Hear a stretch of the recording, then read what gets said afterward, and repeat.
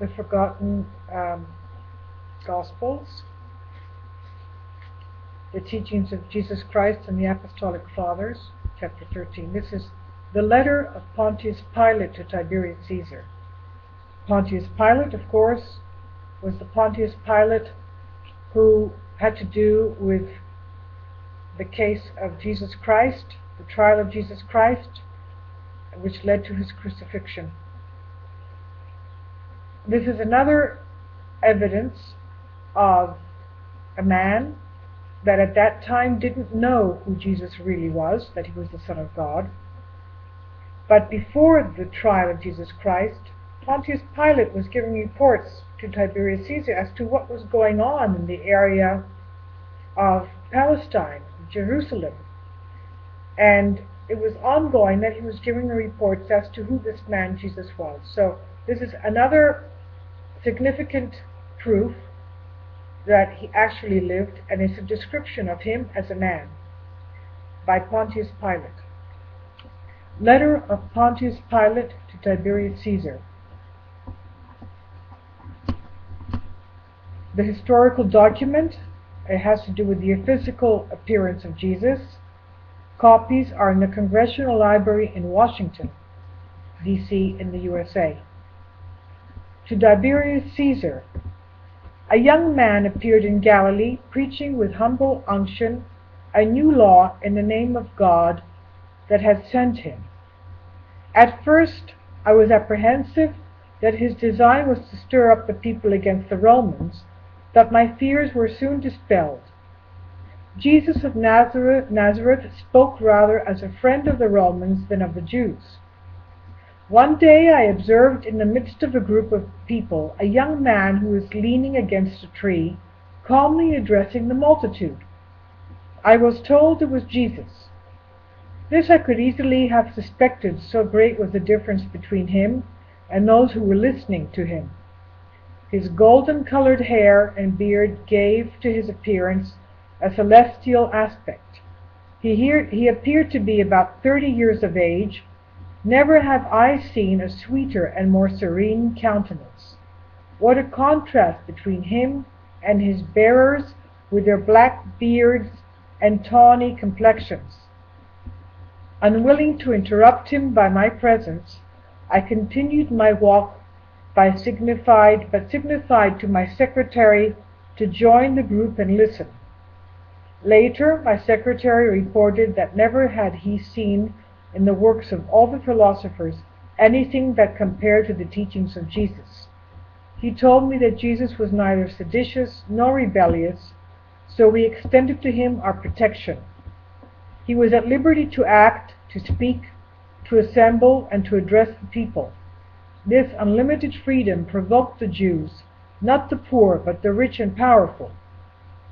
Later, I wrote to Jesus requesting an interview with him at the Praetorium. He came. When the Nazarene made his appearance, I was having my morning walk, and as I faced him, my feet seemed fastened with an iron hand to the marble pavement, and I trembled in every limb as a guilty culprit, though he was calm. For some time I stood admiring this extraordinary man. There was nothing in him that was repelling, nor in his character, yet I felt awed in his presence. I told him that there was a magnetic simplicity about him and his personality that elevated him far above the philosophers and teachers of his day. All in all, he made a deep impression upon me and everyone because of his kindness, simplicity, humility, and love.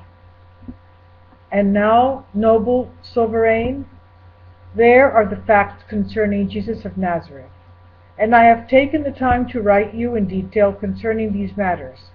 I say that such a man who could convert water to wine, change death to life, disease into health, calm the stormy seas, is not guilty of any criminal offense, as others would have said. We must agree, truly, this is the Son of God.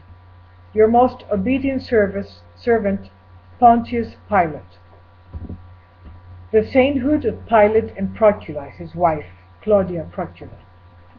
The Ethiopian Orthodox Church recognized Pilate as a saint in the 6th century, based on the account of the Acts of Pilate, as it does his wife Claudia Procula, whose strange dream of Christ induced her to try to stop his crucifixion. Procula is recognized as a saint in the Eastern Orthodox Church and in the Ethiopian Orthodox Church. The Eastern Orthodox Church, she is celebrated on the 27th of October. The Ethiopian Orthodox Church celebrates Pilate and Procula together as saints on the 25th of June. The Archo volume, in addition to physical description of Jesus, can be found in the Archo volume, which contains official 1st century court documents. This information substantiates that he descended from ethnic lines having blue eyes and golden hair. A part of the interview of the high priest Gamaliel describes Jesus' appearance. I asked him to describe this person to me, so that I might make known him if I should meet him. He said, "If ever you meet him, you will know him. While he is nothing but a man, there is something about him that distinguishes him from every other man. He is a picture of his mother, only he has not her smooth round face. His hair is a little more golden than hers, though it has as much from sunburn as anything else. He is tall, and his shoulders are a little drooped. His visage is thin and of a swarthy complexion, though this is from exposure. His eyes are large and a soft blue, are rather dull and heavy. This Jew is convinced that he is the Messiah of the world. This was the same person that was born of the Virgin in Bethlehem some 26 years before." The Arco volume was translated by Dr. Mackintosh and Twyman of the Antiquarian Lodge in Genoa, Italy, from manuscripts in Constantinople and the records of the senatorial docket taken from the Vatican of Rome in 1896, volume 92 to 93. The letter written on a papyrus scroll dated to about 5 BC with an accuracy of plus or minus 50 years. So here we see more evidence from High Priest Gamaliel that Jesus was about 26 years old when he started his ministry, blonde-haired, blue-eyed, tall, very fair, very serene, and also the same description with personality traits from Pontius Pilate.